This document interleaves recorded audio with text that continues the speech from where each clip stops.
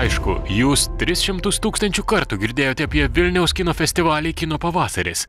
Tačiau ar girdėjote, kad per šį festivalį Lietuvoje svečiuojasi režisierius Mišelis Hazanavičius? Vakar vyko Mišelio Hazanavičiaus sutikimo vakaras. Režisierius Lietuvoje vieši pirmą kartą. My grandfather was born here in 1905 or something like this, and so Lithuania is like a mythic country in our family, but we never came, so I'm very happy to come. Vakaro metu fortepijonu skambino Petras Geniušas. Skambant dėmesį prikaustančiai muzikai, akys nori krypo į Mišelį Hazanavičių. Kino pasaulyje šio žmogaus pavardę žino kiekvienas. And the Oscar goes to Michel Hazanavičius. Kaip jau išgirdote, jo pavardę pasauliui sudėtinga ištarti. Šio žmogaus režisuotas filmas Artistas prieš porą metų gavo 5 Oskarus ir iškart režisieriui pelnė pasaulinę šlovę. How you say it? Hazanavičius? I say, in France we say Hazanavičius, and but in each country I've been, they always ask me how do you pronounce it, and I always say you do it the way you want, because I do it the French way, and it's not a French name. So actually you're the ones who know how to pronounce it, and I should ask you how to pronounce my name for once. Hazanavičius. Hazanavičius. Okay, that's good. Lietuvos spauda rašė apie Mišelio Hazanavičiaus lietuvišką kilmę. Hazanavičius gimė Paryžiuje, tačiau yra kilęs iš Lietuvos žydų šeimos. Ir štai režisierius Lietuvoje. Trumpa.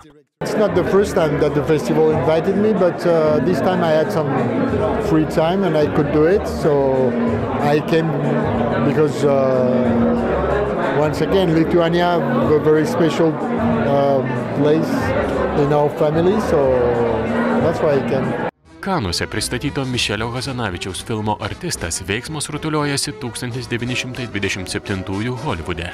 Nebyliojo kino žvaigždė Džordžas Valentinas nerimauja, ar ekrane atsiradę kalbantys paveikslėliai nuneš jį ir jo karjerą užmarštin.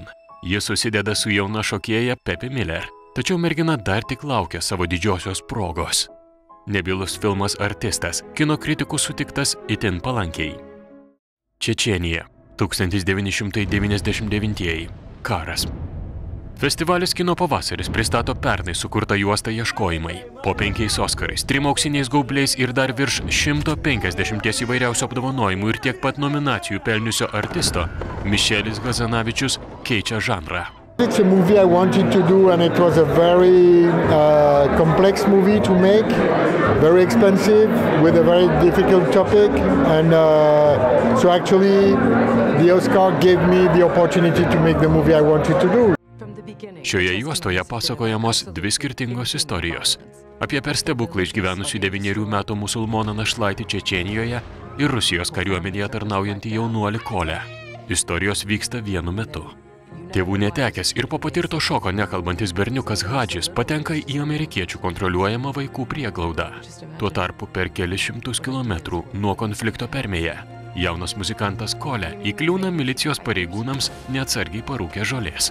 Norėdamas išvengti kalėjimo grėsmės, jis savanoriškai sutinka tarnauti Rusijos armijoje. I think it's a real subject and a strong story, so that's why I wanted to do it. And I don't want to do the same movie again and again and again. So. Šį vakarą Vilniuje, Vingio kino teatre, Mišelis Hazanavičius pristatys naujausią filmą Ieškojimai.